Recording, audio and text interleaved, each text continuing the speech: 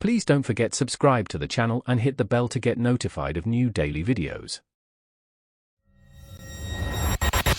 It was a dreary Saturday afternoon, and I decided it was high time to upgrade our old thermostat. So I headed to TechGear Hub, the sprawling electronics and appliance superstore. It was a bit chilly, so I'd thrown on my partner Florence's dark blue zip-up hoodie. It's comfy and a little oversized on me. Little did I know, this hoodie would be the catalyst for an utterly bewildering encounter. I was deep in thought, comparing specs on a Google Nest display, trying to decide between two models.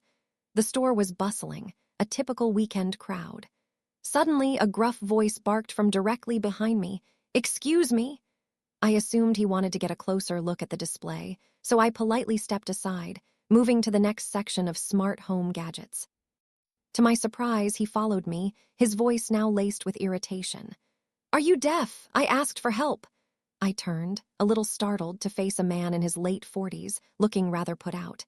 His name, as I'd later learn from a store employee, was Dylan. "Oh, I'm sorry," I started, genuinely thinking he hadn't seen me move. "I thought you needed to see the display, but I don't actually work here, so I can't really help with product info." I even gestured vaguely to my plain hoodie, which had no logo whatsoever, in contrast to the light blue polos with the prominent TechGear Hub logo that actual employees wore.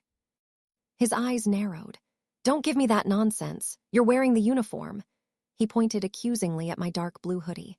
"Now enough with the games. Where's the 75-inch UltraView television? And I need someone who actually knows about refresh rates and contrast ratios, not one of these interns who just points at a price tag." He stood there, arms crossed, clearly expecting me to jump to attention. I felt a wave of bewilderment. "Sir, with all due respect, this is just my personal hoodie. If you look, the employees wear light blue polos with the store's logo." I subtly pointed towards a real employee, Nicholas, wearing the proper uniform, who was about 20 feet away helping another customer. "I'm truly just a customer here, looking for a thermostat." Dylan scoffed loudly. "Nonsense. That's a new uniform, isn't it? Trying to get out of helping me, are we? This is atrocious customer service. Absolutely disgraceful. I want to speak to your manager immediately." He actually stepped closer, blocking my path to the next display, as if to physically prevent my escape. At this point, pure frustration gave way to a surge of absurdity. Remembering a story I'd once heard, a mischievous idea sparked. "Fine," I said, pulling out my phone. "You want to speak to my manager? I'll call her right now. But I promise you she won't be happy you're bothering me on my day off." I dialed Florence and put her on speakerphone. Dylan actually smirked, looking smug, as if he expected me to get a dressing down. Florence's voice came through the speaker, a little muffled but clear enough. "Hey, Lila, everything okay? Did you forget something for dinner?" "No, honey," I replied, trying to keep a straight face. "I'm at TechGear Hub.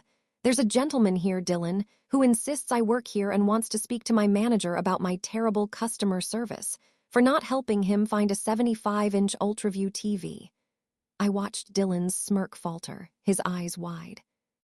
Florence's voice, now sharper, boomed from the phone. "Are you serious, Lila? On speakerphone?" "Sir," she addressed Dylan directly, her tone leaving no room for argument, "my partner Lila does not work at TechGear Hub. She's currently supposed to be buying a thermostat, not enduring your nonsense. Please leave her alone immediately." Dylan's face went from smug to a deep crimson.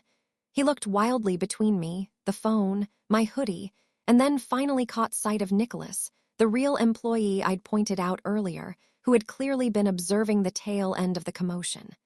Nicholas, a department lead, walked over. "Is everything all right here, ma'am, sir?" Nicholas asked, a knowing look in his eyes. "I couldn't help but overhear." He gestured to his own light blue polo. "I can assure you she is a customer. Our uniforms are clearly branded. I'm Nicholas, a department lead. How can I help you find that TV?" Dylan muttered something about confusing uniforms and poor signage, looking utterly deflated and foolish.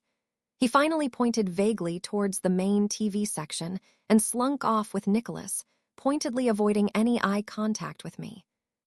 I ended the call with Florence, who was still fuming, and just shook my head, exchanging a quick, exasperated look with Nicholas.